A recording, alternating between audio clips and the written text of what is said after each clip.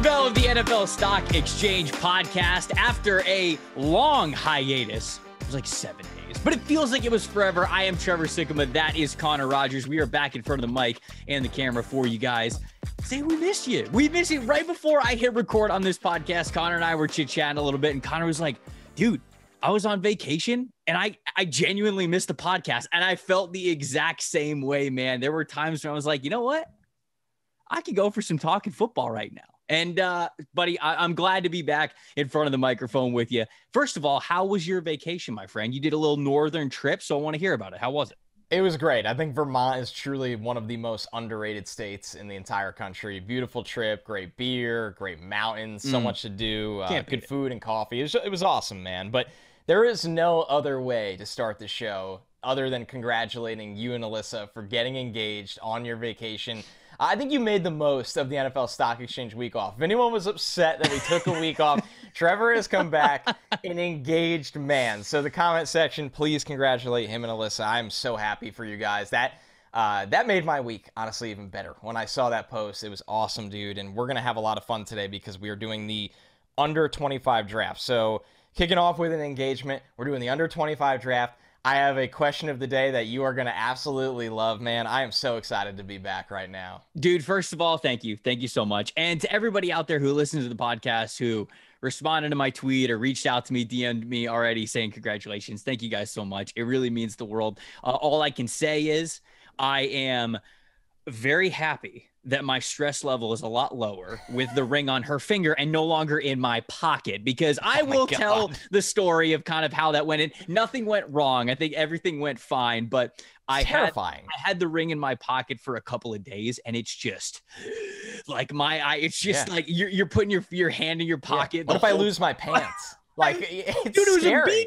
was a beach trip. No. And I didn't take it out to the beach, but it was also like we didn't have a photographer. So it wasn't like okay, we're going to be right here. This is where we're doing it. It was kind of a feel it out thing. And I think I like that. I think I did a pretty good job of it, but it also meant the ring was in my pocket a lot longer than I wanted it to be. And so it was just, I was freaking out about it, but thankfully she said yes. Thankfully the ring is no longer in my possession, but dude, I'm very excited about today's episode. This is going to be a blast.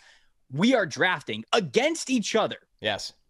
Under 25 teams in the NFL. So essentially what the rules are is when the season begins, the upcoming 2022 NFL season begins, these players have to still be 24 years old or younger. So that means no AJ Brown, no Kyler Murray, no Max Crosby, who is going to turn 25 right before the deadline. No Josh Allen, the Jags defensive end, Josh Allen. No Montez Sweat, right? These are all guys who are going to turn 25 right before that deadline. So outside of those big heavy hitters, we're going to draft starting 22, 11 guys on offense, 11 guys on defense. And then actually we're going to have some fun and get to some reserve players as well, 4 reserve players each. And buddy, it's going to be a blast, man. I know that you and I have both done this exercise before, but never against each other. And it's always good to update it every single year. So this is going to be a blast. Yeah, we're building teams too, like you said. Like there is going to be some, you're not going to be drafting that, maybe you are, but there's a good chance maybe you're not drafting the same kind of defensive lineman or the same kind of receiver over and over again. You said it best before we kick things off, that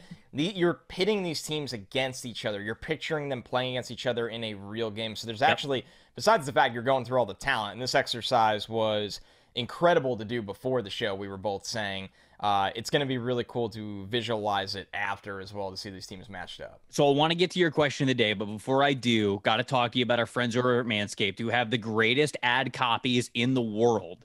And they got a brand new ad copy for the summer. So I have to read it for you guys. Okay, you ready? Sweaty sack summer is approaching. That's right, folks. And it is time to prioritize the comfort in your crotch. That's why the kings of crotch comfort, Manscaped, have spent nearly 2 years designing the most comfortable boxer briefs out there. These things are the softest fabric, any underwear, of anything that you can get out there. so breathable that it's just like gills for your groin. I told you guys this copy is good. It gets even better. They even trademarked the jewel pouch. They truly did. They trademarked the words jewel pouch, so you guys know that it's serious. I think it's time that you guys invested in your family jewels. So let your bulge breathe a little bit. Get 20% off and free shipping by using the promo code PFF at manscaped.com. Dads, you can buy this for yourself. Sons, you can get it for yourself, for your dad. Ladies, buy it for your man. Dog dads, y'all deserve the treat as well. Get 20% off plus free shipping using the promo code PFF at manscaped.com. That is 20% off and free shipping using the promo code PFF at manscaped.com. Once the Boxers 2.0 touch your sack, you'll never go back. What? I mean, it's brilliant. It's brilliant. It's brilliant. Unbelievable. Round of applause. Golf clap, because I don't want to clap too loud. No, well done. Is it time? Is it time for the question of the day? It. Look, I want to tell the people out there. I want to be very transparent. Yeah. We had a question of the day from the fans, which we are going to get to at some point because we got plenty of these to get over. But Connor interrupted me as I was telling him about it, and he went, "No, I got one." Yeah. All right. I have it. Hands off. All right. Let's hear it. I haven't heard this yet. I haven't heard it. The reason I had to hijack from the Sex Addicts suggestion, which we are going to do, and I don't want to spoil that either, but it's one that's filled the comments. The reason we are not doing that today is because the one I have, this is the only day we can do it. The question of the day, Trevor, is it okay to propose at sporting events? I know there's going to be mixed opinions on this. I could never. First, do you like it? The question, not the idea. No. It is good because there's so many people who do this, right? There's so many people who propose. It's on the timeline every day. Correct. And like social media accounts love it because then they get to repost it and everything. Jumbotrons can't get enough of it. You know, it kind of goes back to what we've said before. Whatever makes you happy, just do it, especially when it's something as harmless and as celebratory as this. But it's not my cup of tea. I wouldn't do it. As a man who recently proposed to his now fiance, as a man, I can't speak to this. I call myself an expert now. Let's just say I wouldn't do it. Are you very passionate about this? I feel like you are. For me, you know what? After you said it, I don't want to be like really mean and be like, go for it. Go for the jugular. Take him out. It's a nightmare. It freaks me out. Every time I see it, I get anxiety. I get the idea of that going wrong is terrifying. It's terrifying. You're right. Oh, wait, first off, you're saying if they say no?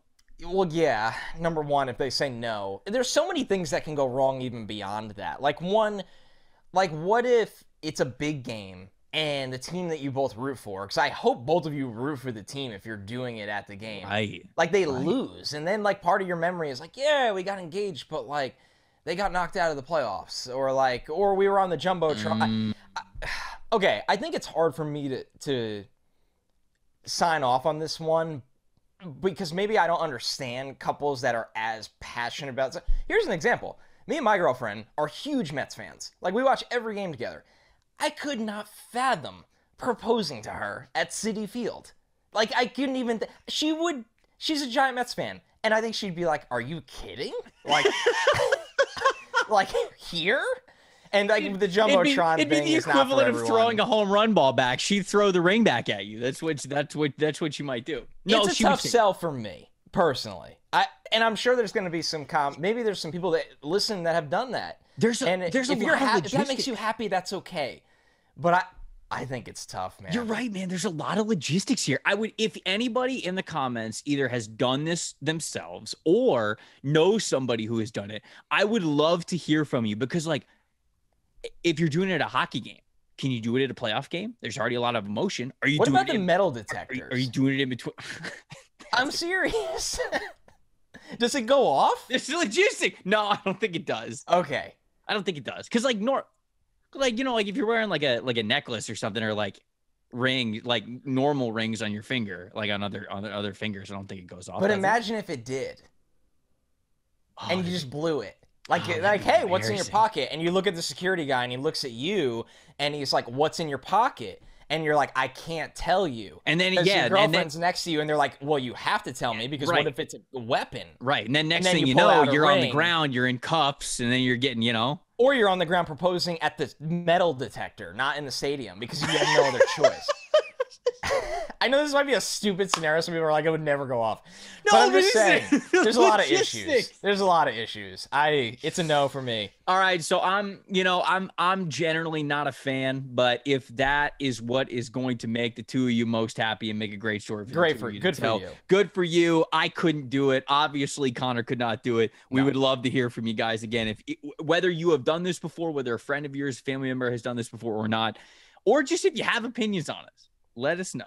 Is it cool to propose at a sporting event? Are you for it or against? There's other ways to get on the Jumbotron. There are. A lot. All right. I'm curious to see the reactions to this one. I think it'll be an overwhelming no. It's some very passionate people leaning towards the yes. I don't want to hear about it. Well, I don't hear about it. Which I love. All right. All right, my friend. The time is now. It is me versus you.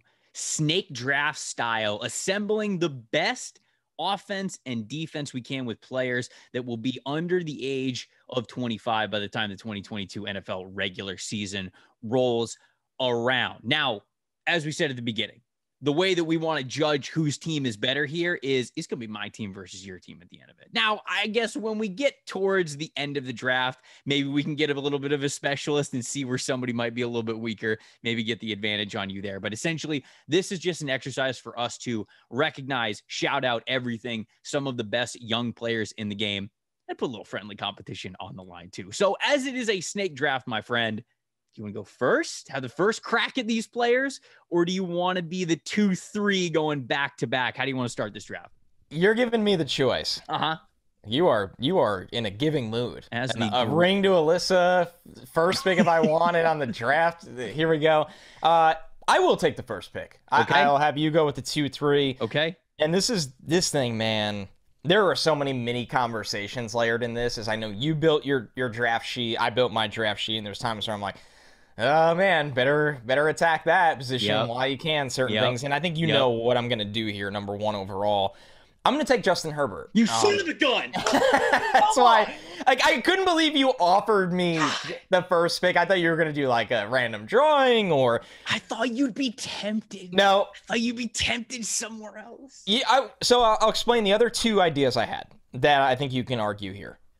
The only other two players I could justify, and what I would have probably done at 2 and 3, would have been Ja'Marr Chase and Nick Bosa. With maybe Micah Parsons as like the 1B to the Bosa pick. Mm-hmm. I just think those guys are on a totally different planet than where they should be for their age. It's crazy. Now with Ja'Marr, obviously the counter is the wide receiver depth at the A under 25 is pretty good. But that was my thought here. But man, Herbert's the guy out of the under 25 quarterbacks. There's some other guys that you can project to be good, and I know you're going to get there eventually, have that conversation. But Herbert's just, you look at it, the elite quarterbacks, like Joe Burrow's 25 already. When I started this research, Trevor, I started with quarterback, and I was like, man, quarterback might be really simple. Like, it might just be somebody takes Herbert, somebody takes Burrow. I think they're pretty close. And whoever takes the other one first, the other one goes eventually later, and it's kind of boring. It's not boring at all because Herbert's the guy. Herbert's elite right now. He has everything you want in a quarterback, insane traits. They've transferred. They developed at the next level in an incredible way, and he's going to be the face of my offense. And honestly, dude, I'm really jacked up that I was able to get him here. Really jacked up. He's already one of the best quarterbacks in the NFL. Yeah. He really is. Arm talent-wise, there's few that are better than him. And it's been so much fun to see him, honestly, overcome a lot of weird draft narrative that they had around him, where there were so many people who were like, oh, is he too quiet? Is he really a leader? Does he have what it takes to be an alpha at this position? And what he has done over the last, certainly, year has been silenced any kind of criticism of that whatsoever. And he is, even if he leads more with his actions on the field than he does as a vocal guy in the locker room, who gives a damn? I mean, the things that he was able to do last year were simply special. So I missed on him. I mean, I thought he was a top round 2 developmental guy that, coming out of I loved him when he was a sophomore, liked him as a junior. Senior year, I was like, what is going on? And he's exceeded expectations in my eyes. He is outperformed any draft evaluation I had of him, and I'll take that miss because he's awesome, man. He's awesome, and he's the poster boy, him and Josh Allen, of why teams do not reach, or kind of reach for traits often, because when they hit, there's nothing like it at the quarterback position. Yeah, and it's funny. I've done this exercise before with Ben Solak. Some people will remember we did this last year on Locked On NFL Draft, and it is kind of what you said. I think neither of us picked quarterback until the last two picks of the draft because it didn't matter. Like one of us was getting Burrow, one of us was getting like Lamar Jackson, and I think Ben picked Lamar Jackson first, which is fine. And then I picked like Joe Burrow as my last pick in the draft here. But with this age cutoff the way that we have it here, and with no Kyler Murray in this draft, it's basically Justin Herbert. And now I'm obviously not going to take quarterback until my last pick. But so I can't wait to see what you do, though. Right. I don't think it's as cut and dried as I thought. So I'm really excited to see what you do. My first two picks, I'm going with one player who was on your initial back-to-back list, and then another player who was not. I'm going with Micah Parsons, and I'm going with Kyle Pitts. Yep. It makes a ton of sense. Because I got to do the scarcity thing, man. Yep. When you look at tight ends, we're also taking TJ Hawkins is not available because TJ Hawkinson will be 25 years old when this upcoming season rolls around. And so I kind of have to go the scarcity angle here. You hit me hard with the scarcity angle at quarterback because now I don't get Justin Herbert. And even though there's a lot of really great players on the board, I am fascinated to hear what the comment section, what the listeners are like, who they would have picked here at the 2-3 hole, because this really determines the entire draft. But I got to go with Parsons and I got to go with Kyle Pitts. Kyle Pitts is an absolute alien. He had the quietest 1,000-yard season I think I've ever seen because insane. I don't know, people wanted him to have like 2,000 yards in his first year as a rookie. Obviously not having the touchdowns kind of hurt his overall recognition last year, but dude's going to be an absolute star. Dude's an absolute stud. He's an alien of a player. And the same can be said with Micah Parsons, who just had an unthinkable year last year as a rookie, being used as an off-ball linebacker, as an edge player, as a guy who was even used with his hand in the dirt going to rush the passer on the edge, up the middle, everything, man. He was unbelievable. And I think that when you look at those two positions, the linebacker and tight end, I'm taking the cream of the crop of both of them, getting Micah Parsons and Kyle Pitts. So those are my two back-to-backs. I love it. I mean, Pitts is a unicorn in this draft in a sense of he can change the look of your offense. You can't get anything remotely comparable to him at the position. He's that Herbert of the tight end group where it's like when he's gone, now I will sit back on tight end for as long as I need to. Right. He's gone. Now tight end is going to be your last pick. So. Yeah, he's long gone. So, okay. This is really tricky for me. And it's really options. I got options. And it's, oh man, it's so tricky. But I think I have to do it like this. There's so many ways you could go here. I'm going to take Bosa because I'm worried about not getting an elite defender. Okay. I'm going to take Bosa. Okay. Now, where it gets tricky for me is really hard. I'm going to look at the wide receiver group right here. Oh, man. Dude, this exercise is so much fun. If y'all have podcasts out there and you have flexibility during the summer and you still record, do this. It is so much fun to do. I know your listeners are going to love it. I'm going to take Jamar Chase. And I'm going to go with what I said I would have done at 2 and 3. I'm going to take Jamar Chase. I love the depth of the wide receiver group, but I'm going to stick with my draft evaluation of him being the best wide receiver I've ever scouted and him having a monster rookie year that changed that entire franchise, in my opinion. I think him and Burrow are the next Matt Ryan and Julio Jones for the next 7 years. I really believe that, so I'm going to go with Jamar Chase. I think he's special. Okay, so you took Bosa, and you're going Jamar Chase. I think that's strong. I think that's very strong. Nick, they're anchors.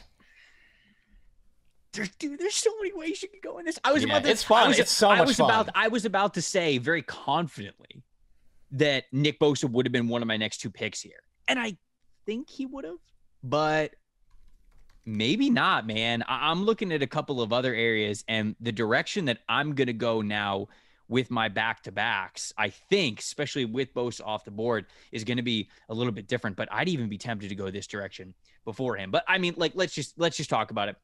Bosa came onto the scene, burst onto the scene as a rookie, played very, very well, and then had the ACL injury, bounces back with 15 and a half sacks. Insane. Exactly what it was. Insane. Dude's a freak. I mean, the dude, let's just face it. Bosa stays healthy, he's going to be a Hall of Famer. Yeah, absolutely.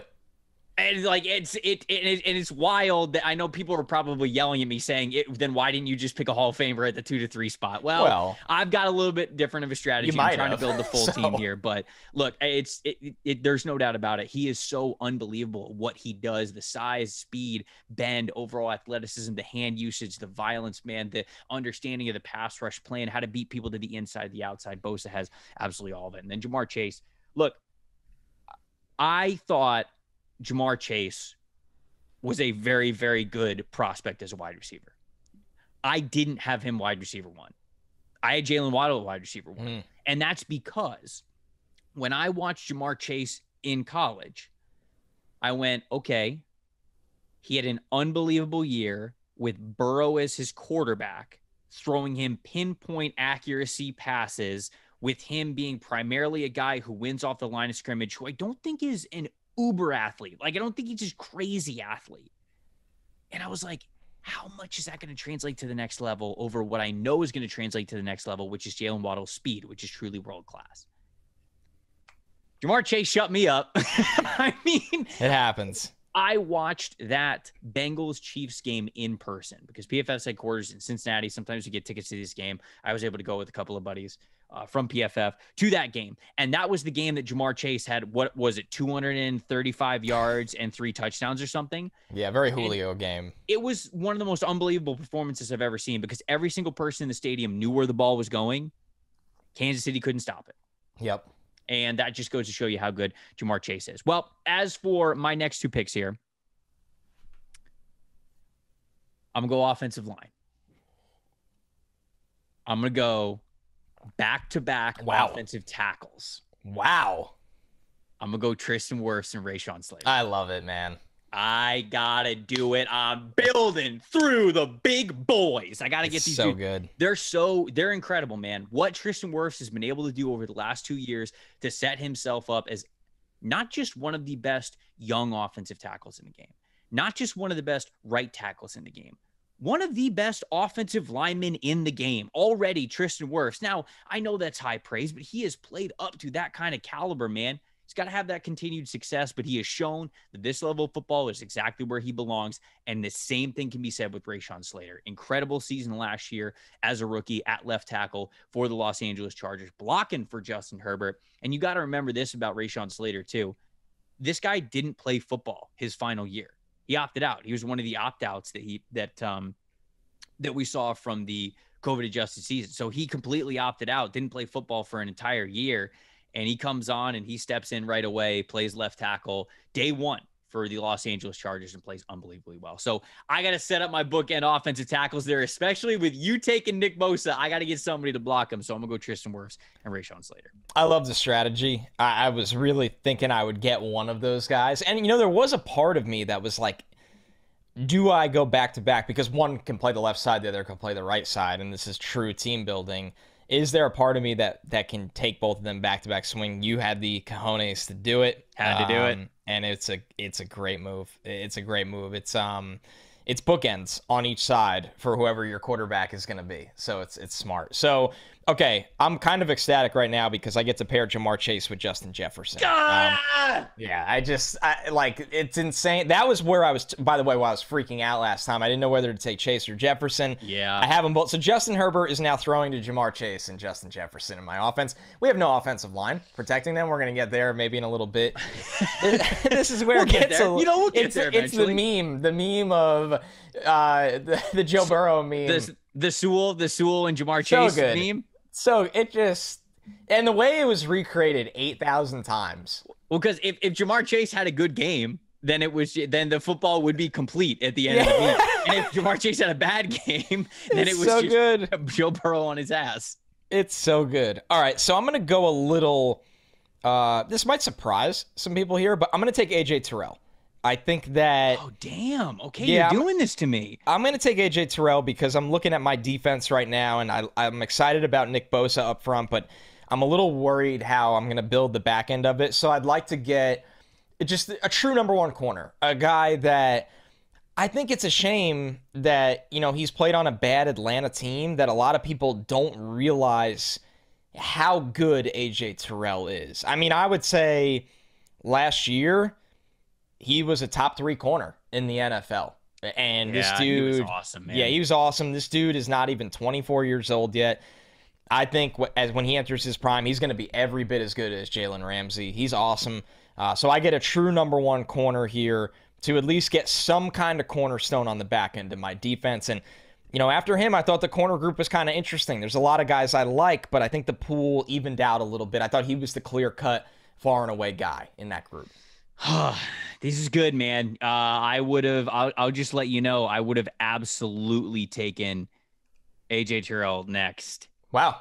Okay, so I'm not insane. I thought it was a little off the rails. Well, I mean, especially with you taking Justin Jefferson. When you took Justin Jefferson, I was like, okay, I have to take A.J. next. I have to.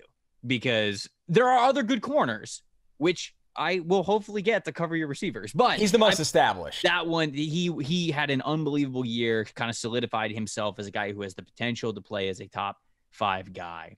So I think that that makes the most sense here. I think for my next couple of picks, I'm going to go back to the scarcity well here really quick. And I have to check an age. I'm pretty sure it's okay. It's going to happen on this show. Okay. I'm good there. Please let me be good here, because if so, then I'm going to be very happy, man. Oh, no. That's the heartbreak when you see that they're going to turn 25 in camp, or they just turned 25, or they were a late rookie, an older rookie. It's for people listening, I know there's going to be some instincts to say, how did you guys miss this guy? I promise you, just maybe there will be one or two we missed, but just Google it. It'll blow your mind how hard this exercise actually was, because it is under 25 before the start of the regular season. And there's not a lot of stars or above average players that fit that criteria where you're building 2 teams. You know who just broke my heart? Yeah, I'm actually really curious. Tell me. Hopefully they're not on my list. Jeffrey Simmons. That was one that crushed me when I was doing my pre-draft. D-line sucks, by the way. He turns 25. D-line sucks. When you take Jeffrey Simmons out of it, the group stinks. And that was going to be my, checkmate. Right. Like, I have no alternative. Dude, I would have taken him in our second round. That's how high I was on him.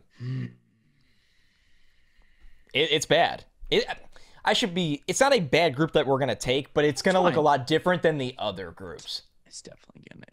Okay, so you've got one D lineman off the board. You can still pick a wide receiver. Okay, we do have the flex. Okay, one of my picks here is going to be Jonathan Taylor. One of my picks is going to be Jonathan Taylor, because say whatever you want about running backs and value. Oh, he's awesome. This dude's unbelievable. This guy almost averaged 2,000 yards per season at Wisconsin. Started 3 years, freshman, sophomore, junior year, almost averaged 2,000 yards a season in each of those seasons. Comes in the NFL, what does he do? Rookie year, over 1,000 yards. This past year, 2,000 yards of scrimmage. He's nuts. He is so supremely talented. He's everything that you could possibly want, I think, from the running back position. He's an unbelievable athlete. He's gonna be one of my picks here. I have to get Jonathan Taylor because I think that he is just that good of a running back talent.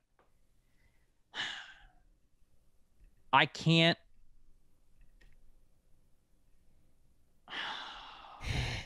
This is hard, dude.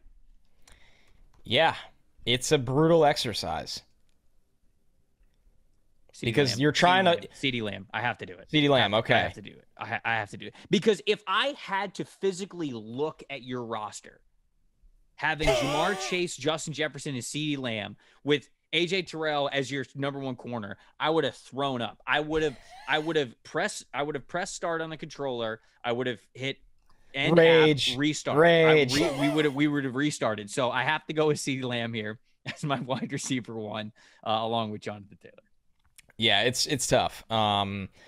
It's really I wanted to kind of do that. I was curious, like, where do I try to really back him into a corner, like you did to me with Pitts, which was really smart. Yeah. Like, I'm not gonna, my tight end group is there's just no, it's not gonna look. I can't believe Jeffrey Simmons turns 25. How? First of all, how dare he?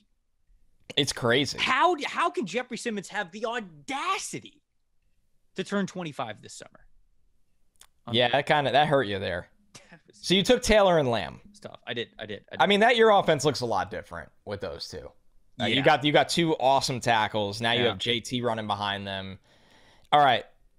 My next pick is a guy that, one reason I love him so much, besides the fact I think he's one of the most underappreciated players in the NFL, is that I can play him anywhere. And that's Michael Onwenu from New England. Okay, all right. He has quietly played both guard spots. Mm-hmm. As a rookie, he played a lot of right tackle. He's played left tackle last year. He's played every position besides center, and he's done it at a really high level. He's been one of Belichick's best picks ever. 6th rounder, and he can play any position on the line, guard and tackle, and he's built like a fire hydrant. He's so good. He's so good. So for me, I'm curious where he's going to ultimately slot in at the end of this exercise. Right now, I'm going to put him at one of the tackle spots. Could be a little chess piece for you. It opens up my drafting. It was really weird to me that the Patriots kind of like benched him this year. Right? I didn't understand what it was. Like, I know he's been hurt before. Yeah, and it was just like he became like this weird odd man out on their offensive line. So, and then they dumped Shaq Mason. Dumped him. So what is it? Do they not believe in him? Do they believe? We salute you. Yeah, good for you. So this is an interesting pick because, yeah, you're 100% right, Trevor. It's a weird situation, but a little strange. I know here at PFF, I like saying that sometimes. There you go. I think he's been one of the highest graded offensive linemen since he got into the league. He is very highly graded. Yeah. So I like that I got a little bit of a chess piece there because, and I'll tell you this, when you took Warpson Slater, I like kind of panicked where I'm like, how am I going to make up for this? And the answer is you're not. You're never going to make up. Like, you're not going to make up for me picking Herbert. I'm not going to make up for you picking Pitts or the 2 tackles. I just have to find a way to get capability at those spots. So I take him and we'll see where he ultimately slots in for me. Now it gets interesting. Does get very interesting. Because we're starting to have the door a little bit more wide open here. But I'm going to go back to the offensive line and take Creed Humphrey. You suck. He's the best center in football. That's twice now you've sniped me. Yeah, he's the best center in football. Okay. It's really simple. It's really simple. He's so good, and there was nobody else at that position in my eyes that I could get like him. As much as I think Linderbaum's going to get there, it's just, it's taking the established player, and Humphrey is established. Yeah, no, no, I think that you're right. I probably would have taken Creed Humphrey here. I'm looking at my board, and there's a lot of guys that I'd like. There's a lot of guys to pick from, but ultimately, I think the Creed Humphrey would have been up next for me. I think he's just so good. God, this exercise is hard. It's like I'm getting to this spot where I was like, okay, let me pair these 2 guys.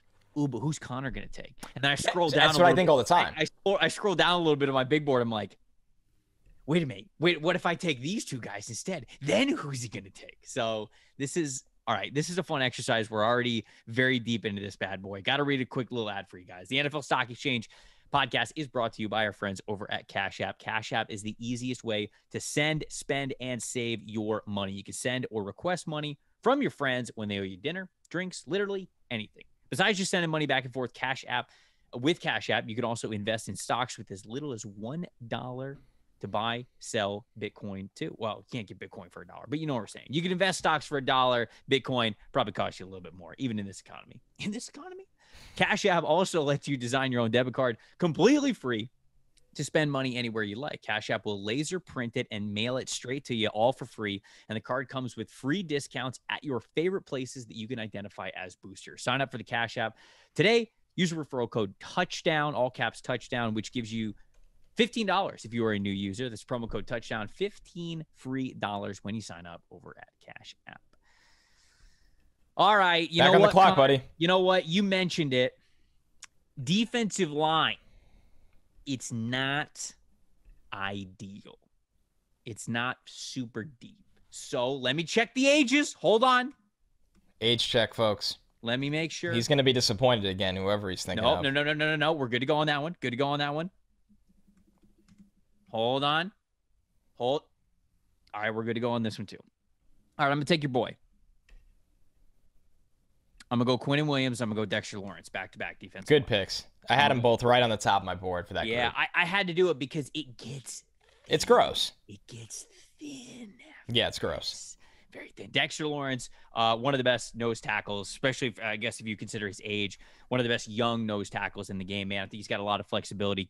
Doesn't just have to play that 0 technique, 1 technique. I think you flex him out, and he's got the athleticism to be able to play a little bit of 3 technique for you too. Quinnen Williams, we know the size, the speed, how he's able to penetrate, man. You can play him along the defensive line in a variety of different techniques as well. So I think that those two guys, I have my eye on those. There's some that you could buy into that are down further on the list of players to choose from, but I had a chance to get the top 2 interior defensive linemen on my board, so I'm going to go with it. Can't argue that. I mean, those guys are a little different than what's left. So, I mean, once again, can't argue that. Okay, so now, once again, we're kind of playing this game of... I'm feeling good.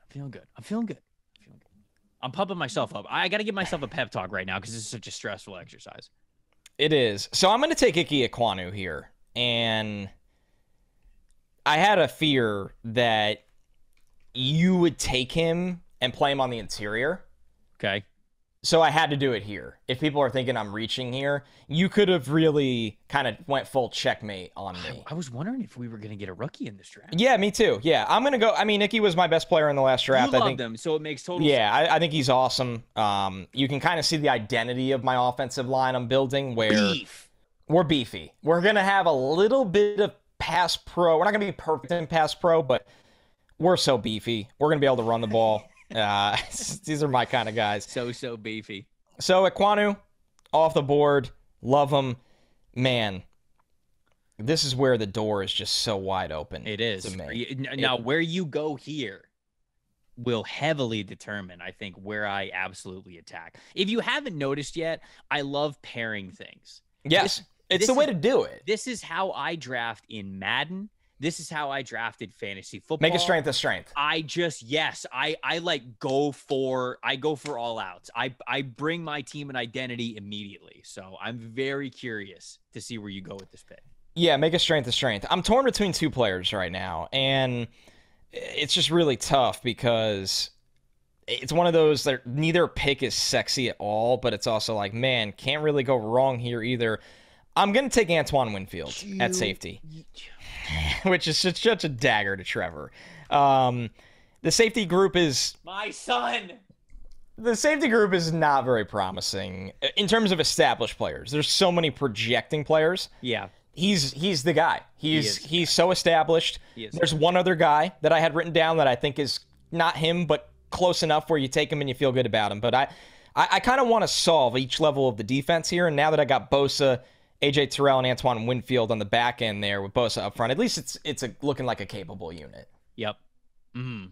You know what? Sorry, I can't even be mad at you. I really can't, because I'm showing respect. And I didn't pick him yet, honestly. And like, that is an area, you were right. Safety was one of those areas where you go, okay, like D-line, a little thin after the first couple of guys, especially the guy at the top right there. So it's on me. It's on me. You know what? I just hope he's happy. That's all I want. I just hope Antoine Winfield Jr. is happy on your team when he's midway through the game losing to my team. All right, we have a couple of different options we can go with here. All right, so you're spreading out on defense, and so it's not like I can lock out any spot here. You could go anywhere. Interior offensive line, you've still got 2 spots. I've got 3 spots. That's an area that I could hit here. Or do I have 2 spots? Or do good question. you have I got 2 tackles that could also play guard. So we'll see. We'll see where it goes. You know, and there's some decent tackles that are still left on the board. There are. So you could get really creative here. You know what? Okay. All right. This just helped me make my decision. I'm going to go back-to-back wide receivers here. I'm going to go with DK Metcalf. Can't argue that. And I'm going to go with Jalen Waddle. Can't argue that. Boom, baby. CeeDee Lamb, DK Metcalf, Jalen Waddle, Kyle Pitts, get at me. I could play quarterback. I'm drafting myself as the last pick, and we're going to make it happen. I got Jonathan Taylor standing next to me. I got Tristan Wirfs and Rashawn Slater in front of me. I'm going to play quarterback on this team. That's so I'm kind of rounding out the skill positions right there with DK and wait, DK is yeah, you're good. I checked that one. Okay, we're good. He's close. December. All right, he's a December birthday. We're good. So you're good. There's a couple of those on here. All right, back to the well here. Ooh, the offense is shaping. You currently have not drafted a secondary player. Nah, they're not needed. It's not important. Which is interesting. Secondary player is not important. Not important. Screw it. I mean, it is hard to play DB in this league, where I kind of thought that at one point. I was like, am I going to draft guys early? And I did. Man. I'm going to go back to my edge position here. I have an ace up my sleeve with second. You do? I do. Okay. All right, we'll see about that. I do. I am going to take... This is so tricky. I'm actually going to go back to safety. Oh, okay. I was going to say, if you name the guy that I was just thinking about that I had as my ace, I'm going to laugh so hard right here. I'm going to take Javon Holland. Okay, that wasn't who he was on my list, very high on my list, not the name that I was thinking of, but that's a very good pick. That would have been really funny if I did that. That would have just been cruel at this point. Really, really cruel. Yeah. So I'm looking at your board. You have filled your offense besides quarterback. Understandably, no need to rush a quarterback. I've done the same thing with tight end. I'll stare at that. Yep. You could have done something funny in your flex spot and took the other acceptable tight end, and then I would have had this is literally like a bad tight end. But that would have just been overthinking this thing so much. Right. Oh man, I'm torn right now at the edge spot. That's where I am right now. For people wondering why I'm calling, I'm gonna take somebody that has had more production rather than a more projectable player. I'm gonna take Brian Burns here. Damn, dude. And people might be surprised that I took Brian Burns over Chase Young, but... Dude, Brian Burns is great. Burns is awesome. He's awesome. I know he had a career year with 9 sacks last year. I think the film's better than the 9 sacks. He is awesome, yes. Yeah, so Nick Bosa and Brian Burns are my rush ends, and I'm excited about that. It's a good front. That's a front that gets home with no interior D-line at the moment. Okay, all right. Okay. Write those into the sheet. I'm looking Yeah, they're in. Okay, I'm looking up. Never mind. Nope. Plays a different position. I'm looking at panicking, folks. No, I'm looking at snaps right now because you took. I thought I was going to get one of at least Javon Holland or Antoine Winfield Jr. And you taking both of them means that I now need to kind of make sure that my safeties are aligned correctly. Yeah, that's something you got to watch. Oh, yeah. Okay. All right. We might be all right here. I think you're going to be... I have 4 guys left, and if I'm looking at them correctly, you're going to be fine. Okay. I can't pick Darno Savage because he turns 25. You really hate to see that. You do hate to see that part. I don't need to go safety, though, because you just picked 2 of them. So that I can leave that for a later date. All right. There's only one group left that you and I have not even sniffed. Oh, no. Well, kind of. You took a guy that's like a hybrid. Oh, Parsons? Yeah, he's a hybrid linebacker rusher. Right. We have not touched the off-ball linebackers. No need. Just no need. No need. Don't play any of them. Don't need them. Don't think there's a difference on it. I'm playing dime. Mike is the only linebacker on the field. I wouldn't even blame you for it when you got to go up against Justin Jefferson and Jamar Chase. Okay. Against Justin Herbert. My first pick is going to be Patrick Surtain. I like that. I had my eyes on him for a couple of rounds now, and I just didn't pull the trigger. He is going to be very good in this league. Yeah, I think he already is, right? I mean, I would agree. Yeah, I would agree with you. And then for my next trick, God, I hate the fact that you're so flexible in the offensive line. It was a sneaky. It doesn't help, dude. It was a sneaky move. Not gonna lie, it was a sneaky move that I didn't even plan at all. It was a emergency into it because you took Wirfs and Slater. All right, I'm gonna pick Trey Smith next. Okay, I had him on my list. The interior offensive lineman from Kansas City. I can't let you get both young Kansas City interior offensive linemen. I can't let that happen. So that means I got Tristan Wirfs, I got Rashawn Slater, I got Trey Smith. Trey Smith had an unbelievable season this past year. Now, the thing about Trey Smith is that highly touted recruit, right? Like, the dude was a 5-star. The dude was on a path coming out of high school to be a future NFLer, but dealt with a lot of health issues. Maybe wasn't even going to play the game of football again. You know, some people were like, okay, you're not really going to medically clear this guy. He ends up playing his last year at Tennessee, comes into Kansas City, starts right away, plays one of the most snaps of any rookie, him and Creed Humphrey right there for the most snaps of any rookie offensive lineman. He played really well, graded out very, very well in our system. So I think that he's a fantastic interior offensive line pick. And then Patrick Surtain, he didn't grade as high as I thought that he was going to for us at PFF. But yeah, I mean, dude, like I said, he's going to be a star. I mean, I know he's got the name, the NFL name, right? The exact name, in fact, of a former Pro Bowler with his dad playing as long as he did in the league. And you could just tell. I mean, even back from the Alabama days, man, he gets it. He's a future CB1. He's going to be incredible as long as he stays healthy. So Patrick Surtain, my first pick. Trey Smith, my second pick.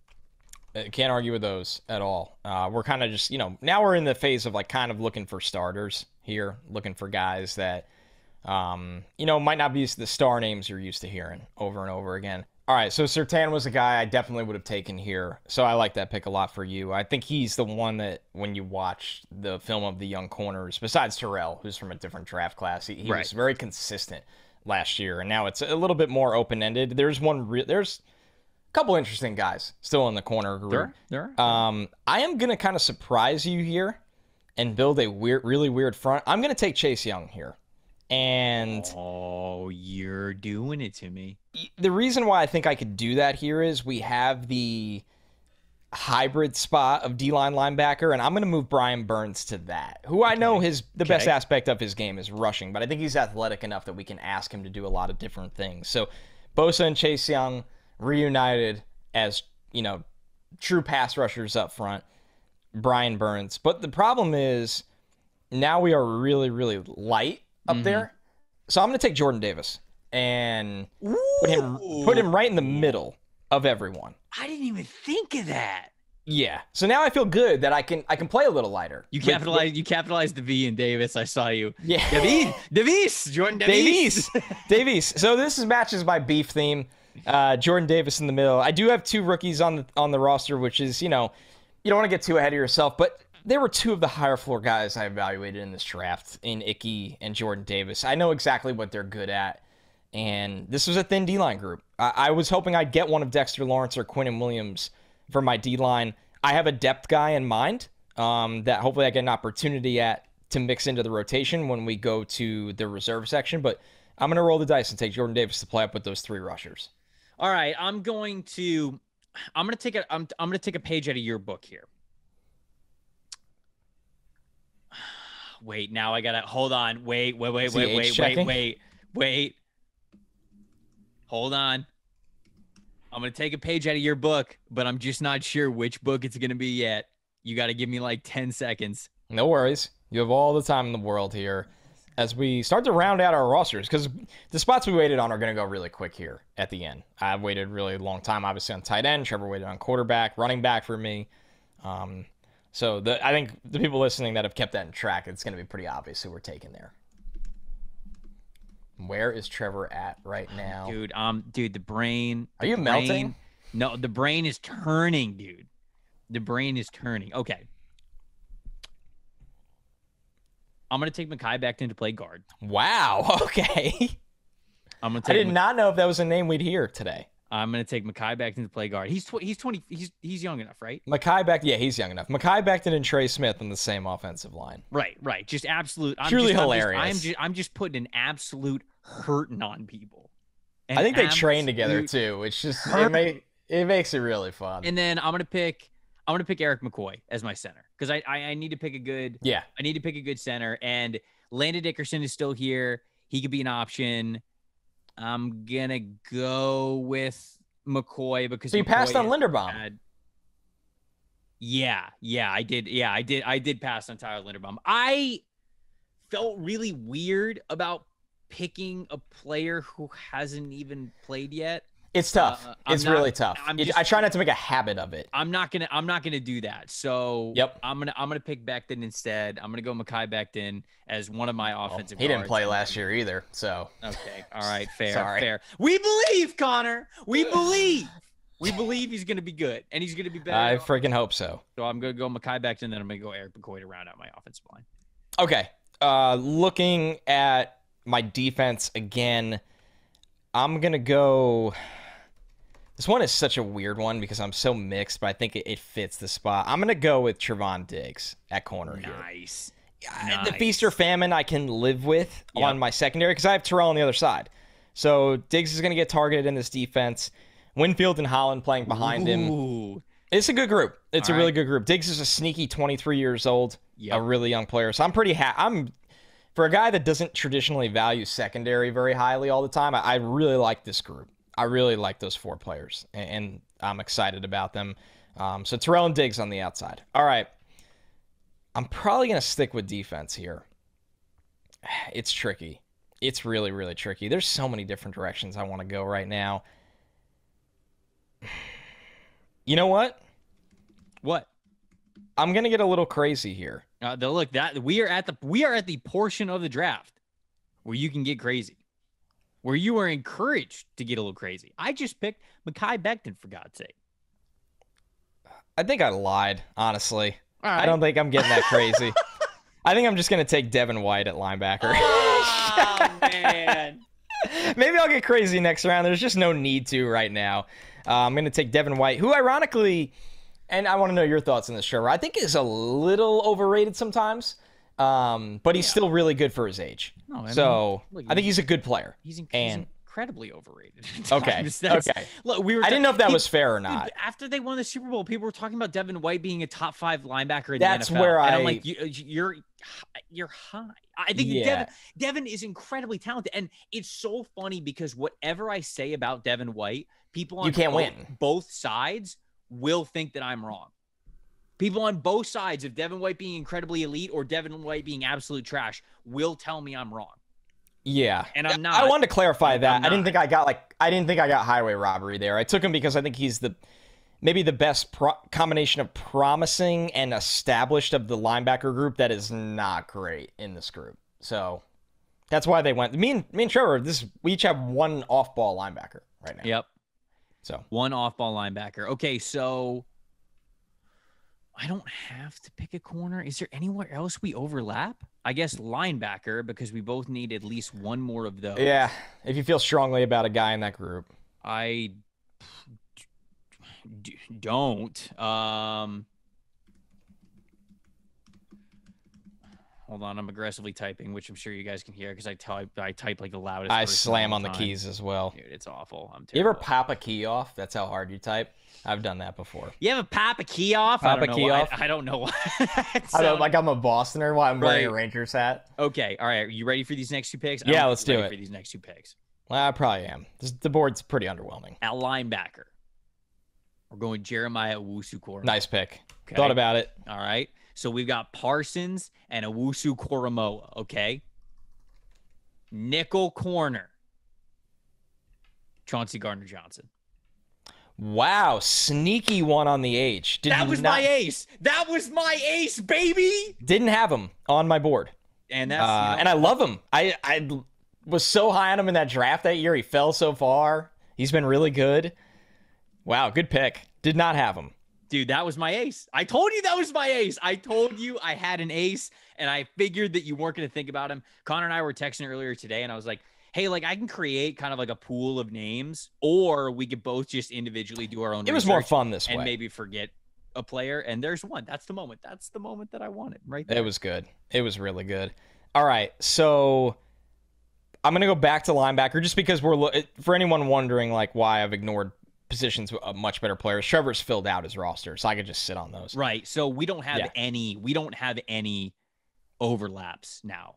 Oh, you don't even have the linebacker one still. No. You could pick whoever you want at this point. We don't have any players overlap. You're right. Unless you're about to pick like an edge rusher who you're gonna classify as a linebacker, which I'll come to your house and beat you up. That'd be such a scumbag move. You already have Nick Bosa, Chase Young, and Brian Burns. It'd be such a scumbag move. I take like a Dafe Owe right now and go, oh yeah, he's gonna play. No, I'm not gonna do that. So I'm gonna take J.C. Horn as my third corner. Dude, you're killing me. Oh, you still needed a corner? I didn't even know that. I swear. Were you? Who's going to play in the slot? What are you doing? It doesn't matter. What are you doing? It doesn't matter. Horn. We'll throw Horn in there. So Horn, Terrell, and Diggs are my three corners. That's a lot of fun. Brother, I thought I had his steal. No, you didn't. He's mine. That's great. That is truly phenomenal. And then I'm going to take... I'm going to just finish the defense here and go with Nick Bolton as my other linebacker to play next to Devin White. So you can see where I'm weak. My linebacker group's just okay. And you're back on the clock. If you've recovered over me just sniping you. I'm mad. 8 miles away. Here. I really didn't even think I was either. I was like, I'll take JC. JC Horn was easily my next pick just for fun. I'm really curious what you do now. There's only one other guy I had on my corner board that has played. The rest would be rookies, which I know you're not a fan of, and I agree. I would really like to avoid the rookies. I did it twice out of necessity. I'm not going to name too many names because after we pick our starting 22, we got reserves. You have reserve players, so I'm not going to name too many names. But I guess my next corner will be, I guess I'll pick Eric Stokes. Sick.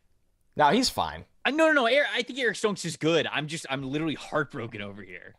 I don't know how this happened. I don't know how we got here. I don't know what life choices I made for you to just casually say J.C. Horn to play in the friggin' slot.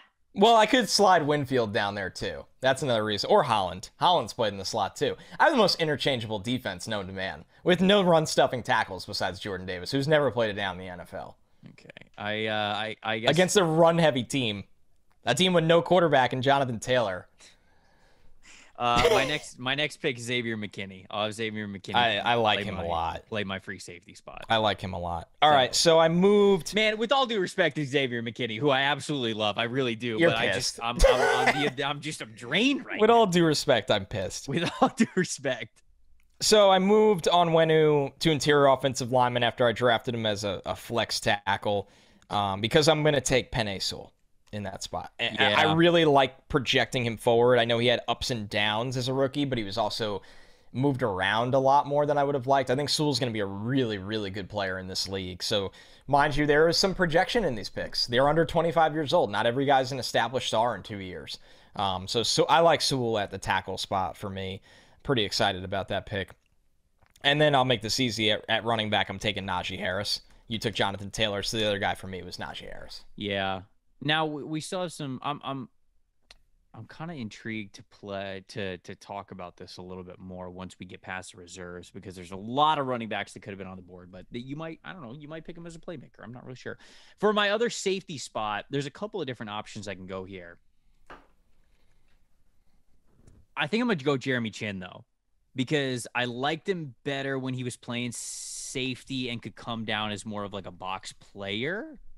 He's a nice player. So I just think that he's a really good athlete overall. He allows my defense to get really creative. It might be a little redundant here because I've got like Jeremiah Owusu-Koramoah, I've got Chauncey Gardner-Johnson, but I'm okay with a crap ton of versatility here, especially when it is with athletes. So I've got Micah Parsons as a chess piece to be kind of that flexible piece to go towards the line of scrimmage. Now I'm going to have Jeremy Chin because I've got faith in Xavier McKinney to play as a single high guy as a free safety. So I'm going to go with that. I think it makes the most sense there. Defensive line, I got 2 defensive line spots left. I picked Dexter Lawrence. I picked Quinnen Williams. I have Micah Parsons, who can be this kind of pseudo edge player as well. Rashawn Gary has to be one of the picks. Okay. Without a doubt. So Rashawn Gary's going to be one of my picks there. And then I have 2 picks left. I got quarterback, and then I got 1 edge rusher. But, dude, Rashawn Gary, I did not realize this. Now he didn't play a ton before this season, and he had an unbelievable year with the opportunity. Whereas Darius Smith goes down, he's able to come into a starting role. He played really, really well. What do you have? Like, I think 9.5 sacks, Yeah. 9.5 sacks. Didn't quite hit 10, I don't believe. But dude, his pass rush win rate since 2019, since coming in the league, is 21%. Like, that's more than Brian Burns. That's more than Max Crosby. Yeah, That's he's really like, developed. dude, he is consistently winning on the edge. So this was his best year yet. He almost had an elite PFF grade, unless we count high 89s as elite grades for edge rushers, which is kind of different for everybody. Normally, I just put the cutoff at 90. I should probably ask somebody about that. But he was a great edge rusher and graded out very, very well for us. So got a lot of faith in that. Very happy to get a player of Rashawn Gary's caliber this late in the draft. So I'll go Gary here before my last two picks. Really nice value. All right, for me at tight end, no surprise. I'm going with Pat Freiermuth, who got to do it. Was excellent as a rookie. I don't think there's any other way to state it. It's, any other year where Kyle Pitts is not in your draft class, people would talk more about Freiermuth having 60 catches, about 500 yards, and 7 touchdowns. I think he's poised for a really big-time career playing with Kenny Pickett. I think he'll, with really good wide receivers on the outside and a good running back. So Freiermuth I can live with at tight end there. And then I'm going to look back at offensive tackle. So I'm going to kick Icky to guard now that this door opened up. I'm actually going to take Andrew Thomas at tackle, which some people listening to this that are not Giants fans might think that's insane after his rookie year. Andrew Thomas was really good last year. Way better. I can't emphasize enough, whatever your narrative or idea of Andrew Thomas was after a disappointing rookie year, he was such a great bounce back player in his second year at a position that is so hard to play at the NFL level. I'm so excited about Andrew Thomas playing on the same offensive line with Evan Neal. And I think it's good value for what I saw last year. I think he's a reliable right tackle in this situation. I know he's been solid on the left side, and I have Sewell as well. So my offensive line is weaker than yours. There's no way around it, but that's what happens when you wait. That is what happens when you wait. Defensive line, speaking of what happens when you wait, you picked Nick Bosa, Chase Young, and Brian Burns, so that was sick. I'm gonna go with Odafe Owe as my other edge rusher here. Just a ton of athleticism with Owe, with Rashawn Gary, with Micah Parsons as well. Owusu Koromoa certainly can come on blitzes too. So I got a lot of speed in the field or on the field, especially if you consider Quinnen Williams as well and how good of a one gap penetrator he is. Dexter Lawrence is kind of the anchor right in the middle, but yeah, I'm going to go with Odafe Owe there. And then my final pick, which you have one after this, right? I have one on the roster. Yep. You have one on the roster before we get to the reserves. My last pick is my quarterback pick. Yeah. And I'm going with Trevor Lawrence. I had a feeling. I have to go with Trevor Lawrence. This is to me still the most talented player under the age of 25, not named Justin Herbert. Did you think about Jalen Hurts? No. Really? I wrote him down because I was nervous if you got Herbert. So I don't want that to sound too insulting. Like, I agree with what you did, by the way. Hurts is on my list. Like, I have Jalen Hurts. I think he is next, actually. I think he is QB3. But given the fact that one of us is picking Justin Herbert, one of us is picking the other guy, I had it Justin Herbert, Trevor Lawrence. There's not really a debate there. I'd take Trevor Lawrence over Jalen Hurts. And dude, I felt like I was the biggest Jalen Hurts fan in that entire draft class. I remember mocking him at the back end of the first round in like January and February. And when it kind of became clear, like, okay, he's not going to be a first rounder, you bring him down a little bit. But dude, I have loved what I've seen from Jalen Hurts. Do I think he'll be a prolific passer? No. But I think he's great at operating an offense. Guys clearly believe in him. He gives you a ton of confidence, whether he is passing the ball or rushing the ball. I think he does a lot of different stuff because of how smart he is as a quarterback. I just don't think he's deadly accurate. And to really succeed in the NFL, you just have to naturally be pretty deadly accurate. And so that's kind of where I land on Jalen Hurts. He was QB3 on my list here, but I wouldn't consider him over Trevor Lawrence. Trevor Lawrence is clearly the guy to me. I'm totally with you on process. When you're in a hole in this draft, you'd have to go down the projection well. And I did it multiple times. Penei Sewell is still a projection pick here for me. Andrew Thomas really turned it on last year, still projecting. With Trevor Lawrence, you're projecting, but he was such a good prospect that it makes sense. So my last pick for the main roster is Devontae Smith. Flex? Yeah. Okay. All right. Devontae Smith's my flex. I thought I had a really nice group to pick from that were pretty similar. I'm going to go with Devontae Smith. And, him and Freiermuth are a little bit of a step down, but I started off with Jamar Chase and Justin Jefferson, so I can live with that. And with that, we are on to our reserves. So how do you want to do this? Do I go once, or how do you want to do this one? It should probably still be a snake again, right? Yeah. So if we do it that way, do you want to go one pick at a time though for reserves, or we can still do two? You start with the reserves since I start with the regular draft, and you have 2 picks. Okay. All right. So I have 2 picks here. Is there anybody that's really standing out? Okay, you took Thomas.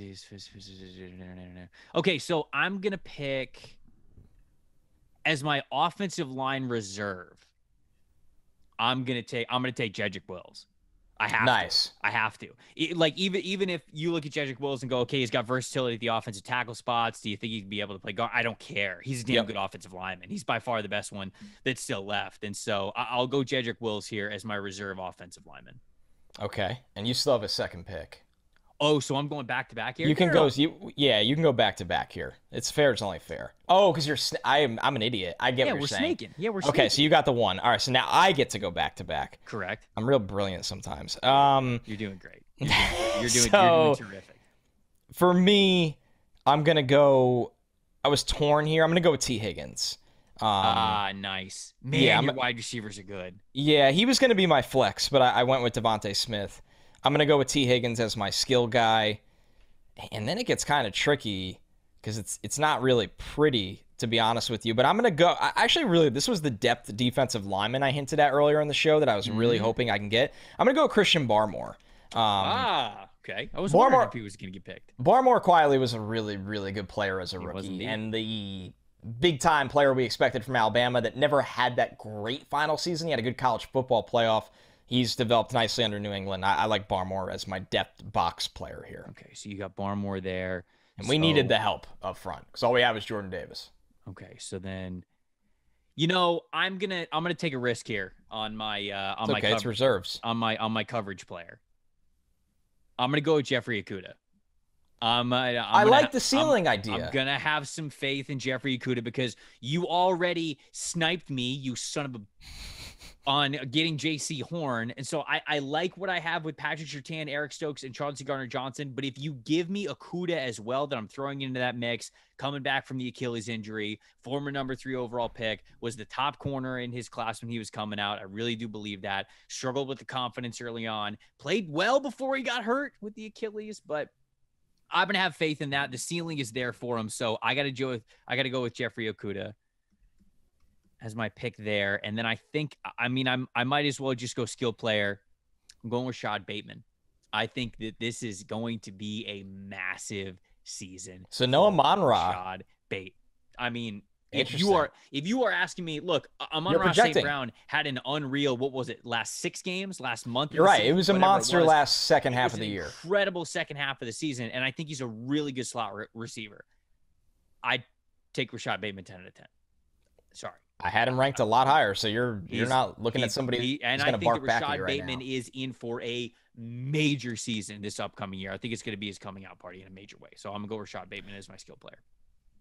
All right, I'm going to close this thing out. My coverage player is going to be Greg Newsome. I got one guy left. Do you? Yeah, because I went first, remember? That's how it works. Math. I'm going to close out my reserves. There it is. That was my bad. I misspoke. So I got Greg Newsome as my coverage player. Obviously, we're a little thin on secondary players that have played. I could have rolled the dice on a rookie. Oh, Newsome's a good pick. Newsome's a really good player. When Newsome's healthy, Newsome's a really good player. Dude.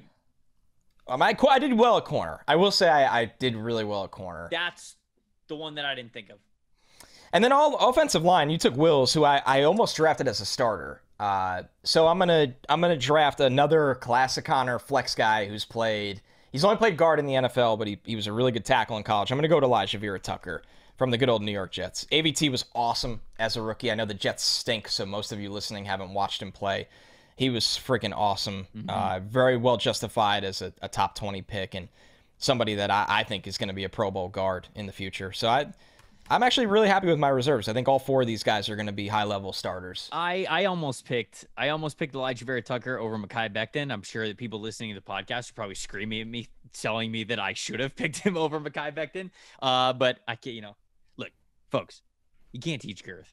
I've been doing this scouting process for a long time now. 395 pounds. You just can't teach girth. Okay, for my final pick, it is a box player, so it could either be a defensive lineman or a linebacker. I think I'm going to go with pass rusher here. Oh, man, there's a couple of different guys I could go with.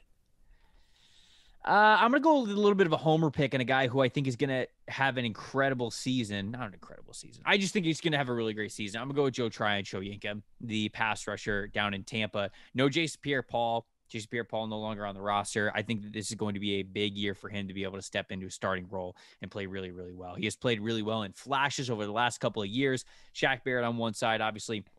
You've got an incredibly talented interior defensive line there as well. Logan Hall you throw into the mix. I think Ndamukong is going to be back. Vita Vea speaks for himself. Will Golson's really steady on the inside as well. And so that kind of is going to allow and free up Joe Tryon-Shoyinka to be a really nice stand-up outside pass rusher for them. So given the versatility of what he can do as a guy with his hand in the dirt and a player who can succeed from a stand-up position, I'll go Joe Tryon-Shoyinka to round this thing out.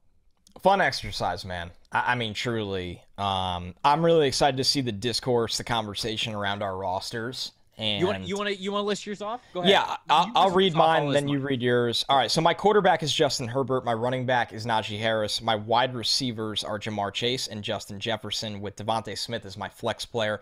My tight end was Pat Freiermuth. My offensive tackles are Penei Sewell and Andrew Thomas. My interior offensive line is made up of Creed Humphrey in the middle, Michael Onwenu, and Ike Ekwonu at guards. My defensive front is Nick Bosa and Chase Young as my rushers, with Jordan Davis in the middle, Brian Burns as my flex player, Devin White and Nick Bolton in the middle as my linebackers. My 3 starting corners are J.C. Horn, A.J. Terrell, and Trevon Diggs. My safeties are Antoine Winfield Jr. and Javon Holland. My reserve players are T. Higgins as my skill reserve. My offensive line reserve is Elijah Vera Tucker. My box player is Christian Barmore, and my coverage player is Greg Newsome II. Greg Newsome's gonna haunt me. He really is. That I did not have him on my list, and I absolutely should have, because I think he's gonna be a damn good corner if you wouldn't consider him one already. Okay, my lineup. I got Trevor Lawrence at quarterback, my final pick of the draft. I got Jonathan Taylor at running back. Wide receivers, I got CeeDee Lamb, DK Metcalf, and Jalen Waddle. Tight end, I got Kyle Pitts. Offensive tackles, Tristan Wirfs and Rashawn Slater. Interior offensive line, Trey Smith and Mekhi Becton as the guards, Eric McCoy as the center. Defensive line, playing a 4-3, unless Rashawn Gary wants to run from a 2-point stance. Odafe Owe and Rashawn Gary on the edges. Dexter Lawrence, Quinn Williams in the middle. I got Micah Parsons at the linebacker spot next to Jeremiah Owusu-Koramoah. 3 corners, Patrick Surtain and Eric Stokes on the outside. Chauncey Gardner-Johnson as my nickel player. Xavier McKinney playing free safety. Jeremy Chin playing strong safety. And then as my reserves, I got Rashad Bateman at wide receiver. Jedrick Wills at offensive line. Box player, I got Joe Tryon-Shoyinka. And then Jeff Okudah as my reserve coverage player. Y'all got to let us know who won. If these two teams went up against each other, who's winning? Who do you think won this draft? Who do you think won about it the best way? And then whose team would win on the field? Is it my team or is it Connor's team? I'm very interested to hear what you guys think, as well as some of the players that we did not name, that we didn't get a chance to pick here. Of course, the quarterbacks, we had Zach Wilson, Justin Fields, Jalen Hurts, Mac Jones. Mac Jones. Running backs, there was a lot.